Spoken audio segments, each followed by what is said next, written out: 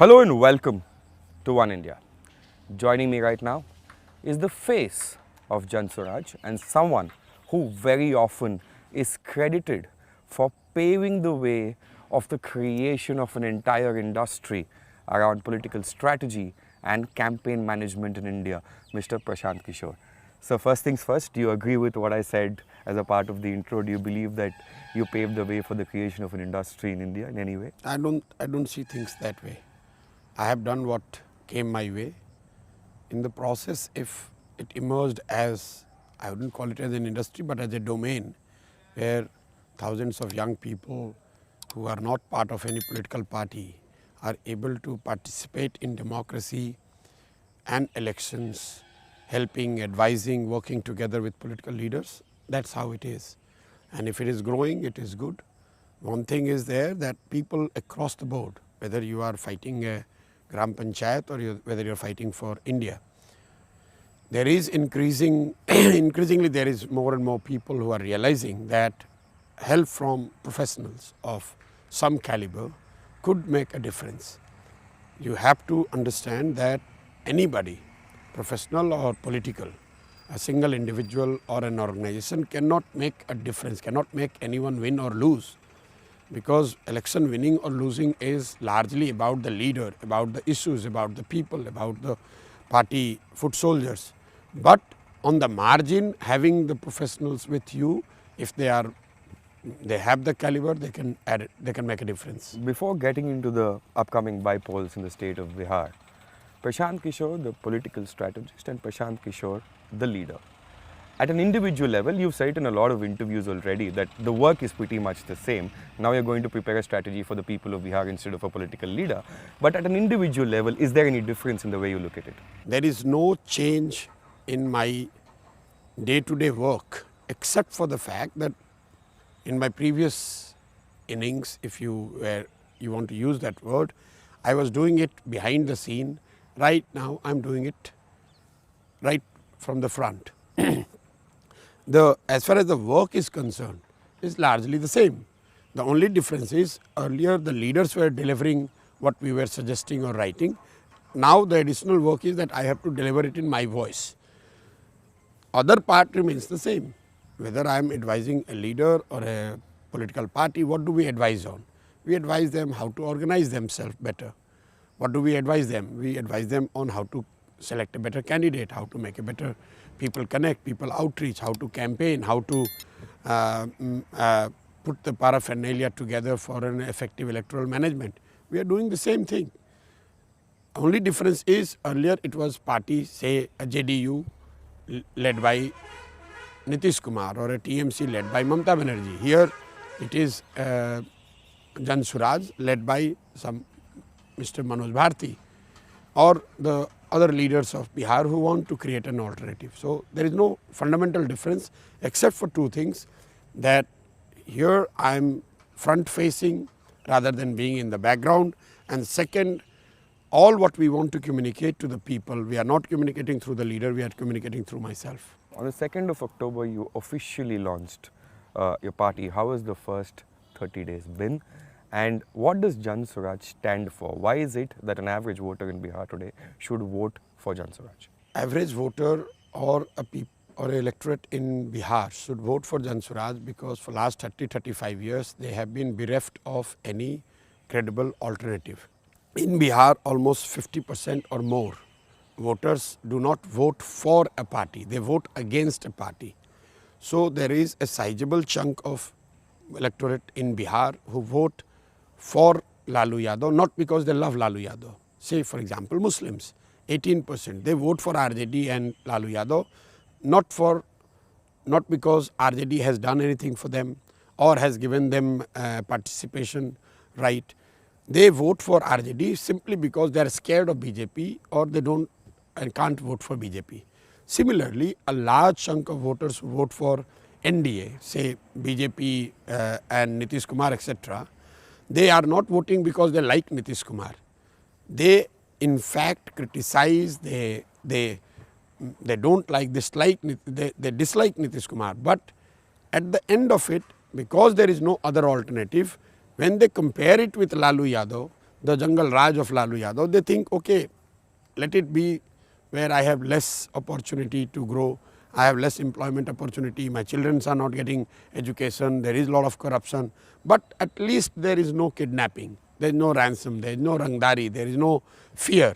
So a large chunk of voters who have been voting only negatively to defeat Lalu, they vote for NDA, to defeat NDA, they vote for Lalu. They all of a sudden in Jan Swaraj are finding an alternative which provides them an opportunity to make a positive vote, where they can vote for the better education and employment of their children. It will also kind of end the Rajnitik Bandhua Majduri, where parties and leaders have taken sections of society as their Jagir, that ये जाएंगे कहाँ, मैं काम करूँ या न करूँ, अगर ये मुस्लिम है तो हमको मैं राजद का कैंडिडेट हूँ तो मुझे वोट देगा ही देगा। आप जाकर मुस्लिम एरियाज़ के हालात को देखिए, उनके गांव की दशा को देखिए, उनके बच्चों की स्थिति देखिए।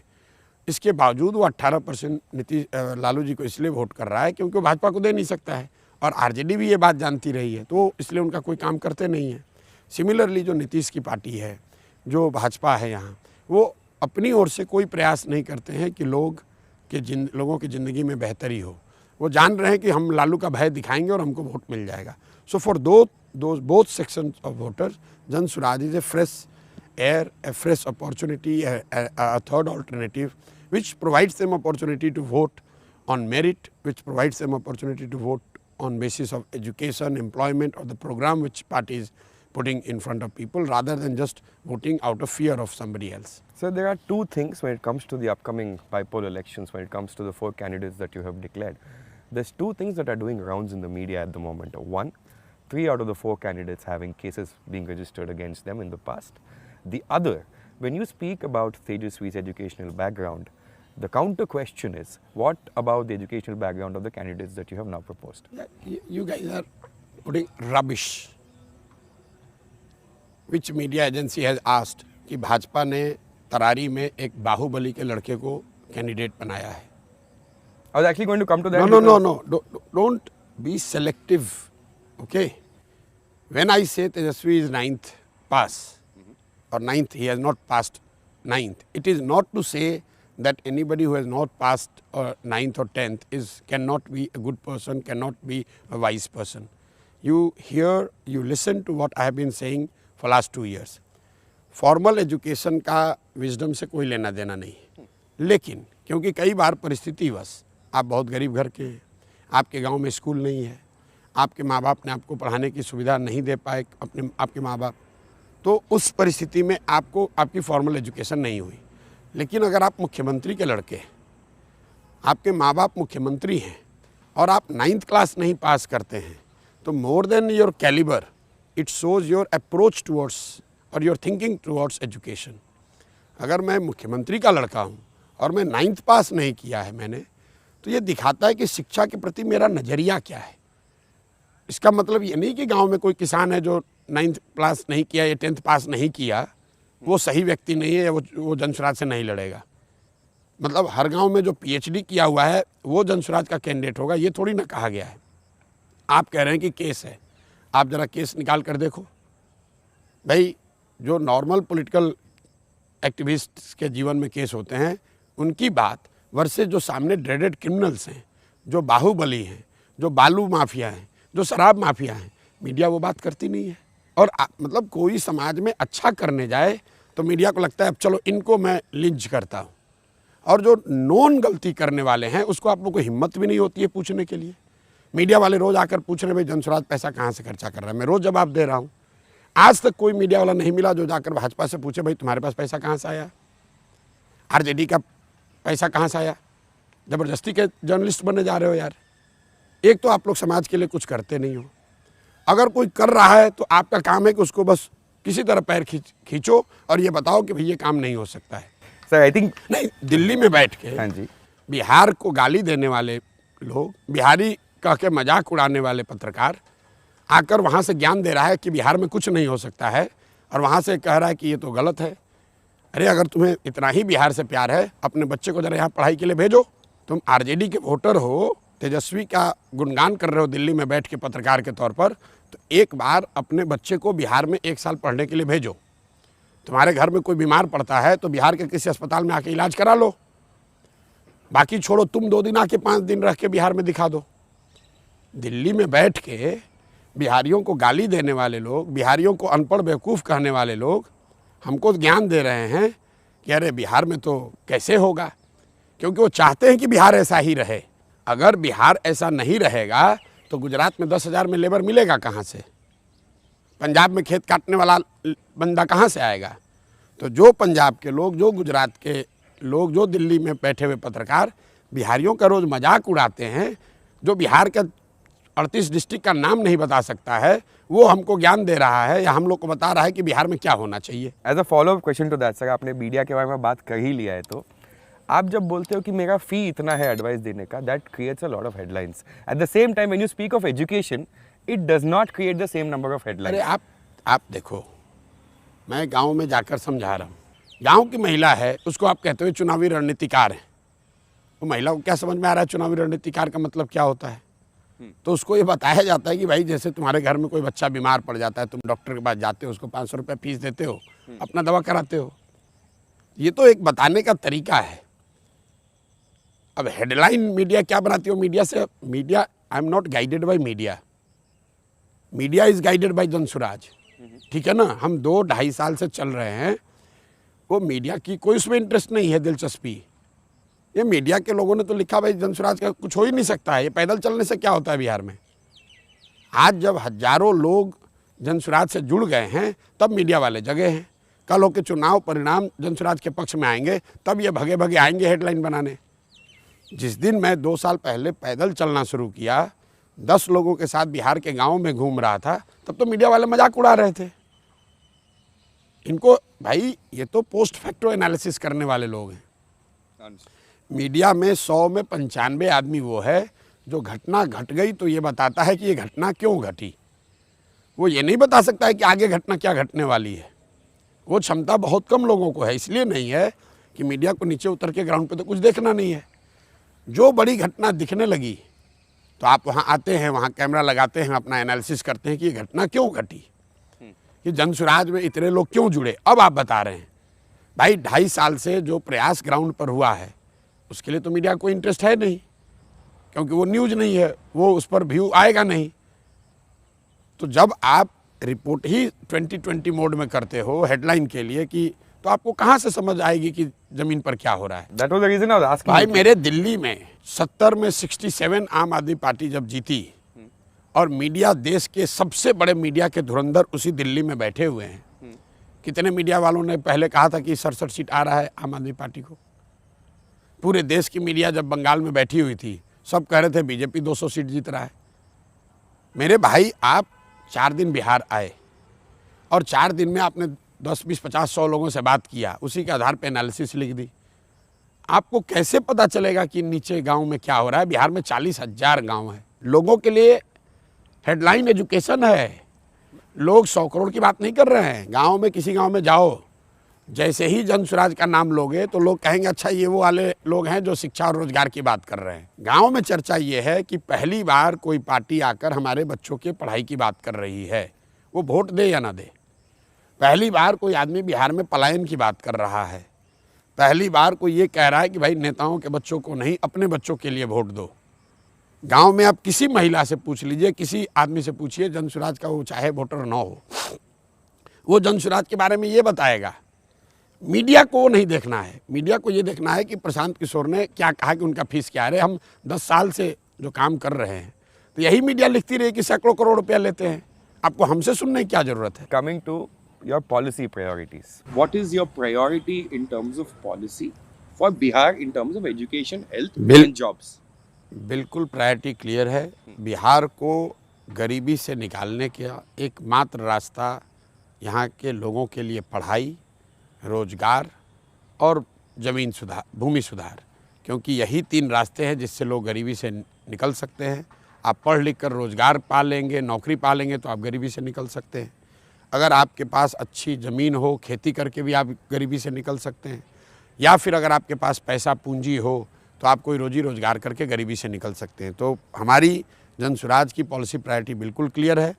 बिहार में सबसे ज़्यादा अगर किसी बात की ज़रूरत है तो वो शिक्षा, रोजगार की ज़रूरत है, यहाँ के लैंड प्रोडक्टिविटी को बढ़ाने की ज़रूरत है। और हम लोग की पॉलिसी प्रायोरिटी वही है कि यहाँ 15 साल से कम उम्र के बच्चों के लिए सबसे बेहतर शिक्षा की व्यवस्था की जाए। 15 साल से 50 साल के उम्र के लोगों के लिए पूंजी की व्यवस्था की जाए ताकि वो स्वरोजगार कर सके। और 50 साल से जो ऊपर के लोग हैं उन लोगों के लिए कम से कम 2000 रुपये महीने की व्यवस्था की जाए ताकि वो एक डिग्निफाइड लाइफ जी सकें। तो ये जो बीच का वर्ग है 15 से 55, उसमें खेती शामिल है, व्यापार शामिल है, नौकरी शामिल है। और वो कर तब पाएंगे जब उनके पास पूंजी की उपलब्धता हो। तो हम लोग बच्चों को पढ़ाना चाहते हैं, जो लोग काम कर सकते हैं उनको पूंजी उपलब्ध कराना चाहते हैं, और जो लोग बूढ़े हो गए हैं, जो अब पढ़ नहीं सकते हैं, रोज़गार नहीं कर सकते हैं, उनको एक डिग्निफाइड लाइफ देने का प्रॉमिस कर रहे हैं। ये जन स्वराज के जो 5 वादे हैं, जो हम लोग कह रहे हैं कि जन स्वराज आएगा तो कम से कम ये 5 चीज़ हो जाएगा। ये 5 चीज़ हम लोग की प्रायोरिटी है। वो सारे पॉलिसी फॉर्मुलेशन का एक तरीके से आप समझ लीजिए कि फाइनल आउटकम है। Coming to the upcoming bypolls, what is the realistic expectations that you've got about your party's performance? First of all, it's not my party. It's party made by millions of people of Bihar.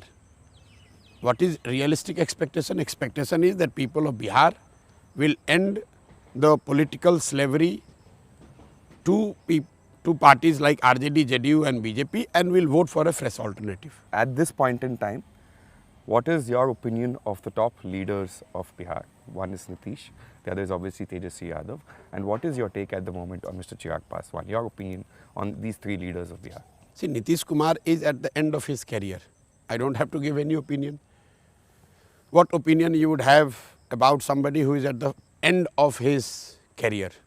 That his career is getting over in matter of few months. His long political career is about to end. Today, Nitish Kumar is a political liability for his own party, for his alliance partners and for Bihar as a whole. As far as Tejasvi Yadav is concerned, Tejasvi Yadav for me is son of Lalu Yadav, who has been one of the big leaders of Bihar in last 2-3 decades. Politics in Bihar has revolved around Laluji. So Tejasvi Yadav for me is his son, and hence because he is son of Lalu Yadav, he is leader of RJD, but he is not the leader of Bihar. Got it. Chirag Paswan is with NDA, he is minister in the government, and primarily he has been active in some pockets of Bihar, talking the same issues, literally the same issues what we have been talking. He has been critical of Nitish Kumar. He has been talking about Bihar and need for Bihar to be more aspirational as far as the political diaspora is dispensation is concerned. He has been talking about need for us to think big.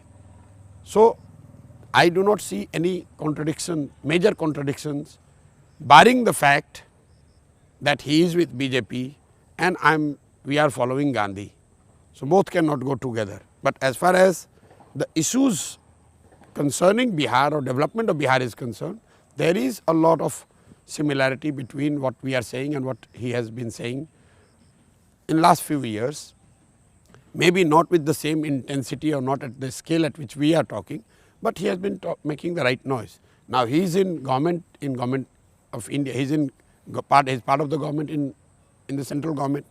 He should use this opportunity to do some good for people of Bihar, and for that my best wishes. Sir, you've been speaking at length about the rights of the minority community and how you will fight to safeguard them given a chance. How do you then respond if an allegation is thrown at you saying this is a strategy to dent the vote bank of the RJD? I am born Brahmin. So that way, if I am fighting, I am denting BJP and NDA vote. If I will reach out and talk about the rights and betterment of EBC or Dalits, then you will say that I am denting NDA. If I am reaching out to Muslim, then you are saying I am denting RJD. Of course, if a new party comes, whichever part of society I will reach out, it will dent someone's vote. So what is the rocket science about it? No, I mean, there are people who are alleging, and not only in this state, but in a lot of states, Team B is something that has become very usual for people to allege. If you are an RJD supporter and you have taken this 18% voters for granted, taking their vote, giving nothing to them, doing nothing for them, pure, and continue to take them for granted and only talk about the fear of BJP, all of a sudden somebody goes and tells them that, wait, why are you voting for these people? They haven't done anything for your children. They haven't defeated BJP either. Yes. The RJD has not able to defeat BJP either. Then why do you vote for them? They haven't done any development work for you. They have not given you political participation and they have not been able to defeat BJP. भाई vote किसी को कोई क्यों देता है? आप अपने और अपने समाज के विकास के लिए वोट देते हो, आप राजनीतिक भागीदारी के लिए वोट दे सकते हो, या दोनों नहीं है तो अपने राजनीतिक विरोधी को हराने के लिए वोट दे सकते हो। आरजेडी और मुसलमानों का जो बिहार में इक्वेशन है, मुसलमानों को विकास मिला नहीं, दलितों के बाद सबसे ज़्यादा गरीब बदहाल अगर कोई है बिहार में तो मुसलमान है। 30-35 वर्ष के आरजेडी के रूलिंग को वोट देने के बावजूद उनको विकास नहीं मिला। भागीदारी का आलम यह है कि अभी लोकसभा का चुनाव हुआ है, आरजेडी ने 2 मुस्लिम उम्मीदवारों को टिकट दिया, पूरे विधानसभा में 19 विधायक मुसलमान हैं, तो आरजेडी आपको भागीदारी दे नहीं रही है।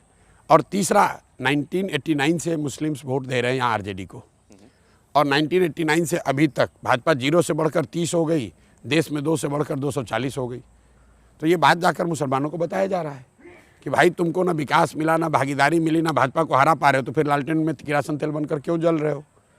तो ऑब्वियसली जब लालटेन से किरासन तेल निकलने लगेगा, आपकी लालटेन है वो बुझने लगेगी, तो आप तो चिल्लाओगे ही। तो चिल्ला रहे हैं, ये मुसलमान थोड़ी ना चिल्ला रहा है, ये वो चिल्ला रहे हैं जो आरजेडी से हार रहे हैं। जो अभी तक मुफ्त में मुसलमानों का वोट लेते रहे वो लोग चिल्ला रहे हैं और चिल्लाएंगे, अभी ज़्यादा चिल्लाएंगे आगे। So there was a question that was coming in, keeping in mind the 2025 assembly elections of Bihar. Post Haryana, do you feel that there is a wave going in for the BJP, which, because following Maharashtra, Jharkhand and obviously Delhi, so do you think will lead up to Bihar? is what मैंने I'm आपको asking. क्या बताया, ये media को ना लोकसभा चुनाव से पहले मोदी का वेव दिखा, 25 सीट कम आया तो अब कह दिया कि अब राहुल का वेव है। एक हरियाणा का चुनाव आया तो फिर मोदी का वेव बनाने लगे। मेरे भाई, आपको 24 घंटे मीडिया में न्यूज़ करना है, हर मिनट कुछ बोलना है, हर घंटे कुछ बोलना है। पॉलिटिक्स या समाज, उसके विषय, उसका सपोर्ट, उसका विरोध, वो मिनट टू मिनट चेंज नहीं होता है। एक बार अगर मोदी की पॉपुलैरिटी या अंधभक्ति कम हो गई तो वो ओवरनाइट फिर सुधर नहीं जाएगी। हरियाणा में क्यों जीते, नहीं जीते, क्या हुआ, नहीं हुआ, वो बात की बात है। भाई चुनाव है, कोई जीतेगा कोई हारेगा। बट जो लार्जर मैसेज है कि जो मोदी को लेकर अंधभक्ति दिखी थी कि मोदी के नाम पर कोई भी खड़ा होगा वो जीतेगा, वो नहीं है, वो स्थिति आज नहीं है। लोग निचले स्तर पर उम्मीदवारों को, पार्टियों को, उनके कार्यक्रमों को, उनके परफॉर्मेंस को भी देख रहे हैं। इसका मतलब ये नहीं कि मोदी ख़त्म हो गए, लेकिन जो स्थिति 14 में थी, जो स्थिति 19 में थी, वो स्थिति आज नहीं है। सर, आपने यूसीसी पे अपना स्टैंड बहुत क्लियर कर दिया है, लेकिन रीसेंट तिरुपति कंट्रोवर्सी ने एक लार्जर डिबेट फिर से प्रोवोक किया है। वो क्या है कि government control on religious institution क्या होना चाहिए कि नहीं होना चाहिए, उस पर आपका क्या स्टैंड? मेरे भाई, आप बात कर रहे हो वक्फ बोर्ड के बिल की, ठीक है? गवर्नमेंट कंट्रोल होना चाहिए कि नहीं होना चाहिए रिलीजियस इंस्टीट्यूशंस पे, रिलीजियस मैटर्स पे, समाज पे, मेरा अपना मानना है कि जहाँ तक हो सके सरकार को सरकार का काम करना चाहिए, समाज के कामों में इंटरफेयर नहीं करना चाहिए। चाहे वो लिकर बैन की बात है, कपड़े, क्या मैं कपड़ा पहनूंगा, क्या मैं खाना खाऊंगा, कौन सा रिलीजन में प्रैक्टिस करूंगा, संविधान ये इजाज़त सरकारों को नहीं देता है कि आप लोगों के पर्सनल मैटर में घुसकर उसमें हस्तक्षेप करें। लेकिन जो लोग सरकार में रहते हैं वो ये करते ही रहते हैं। बिहार में शराबबंदी लागू है, भाई संविधान में कहाँ लिखा हुआ है कि ये हो सकता है कि आप शराबबंदी के खिलाफ हैं तो उसको आप सोशल एफर्ट के तौर पर प्रयास कीजिए, लेकिन आपने कानून बना दिया कि जो भी शराब पिएगा उसको जेल में डाल देंगे।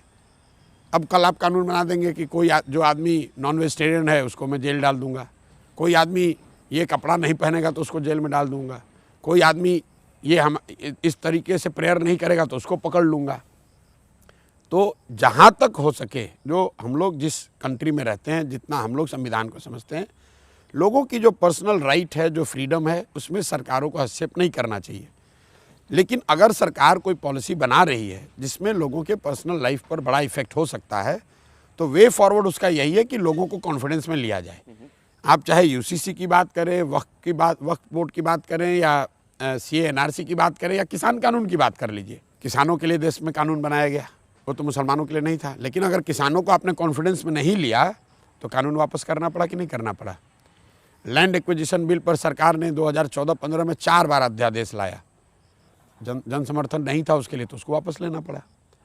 कोई भी कानून आप बनाएंगे, अगर जो समाज का जो वर्ग उससे अफेक्टेड है, अगर वो उसको कॉन्फिडेंस में नहीं लेकर कानून बनाओगे, तो एक डेमोक्रेटिक सेटअप लाइक इंडिया में उसका एग्जीक्यूशन ऑन ग्राउंड मुश्किल होगा।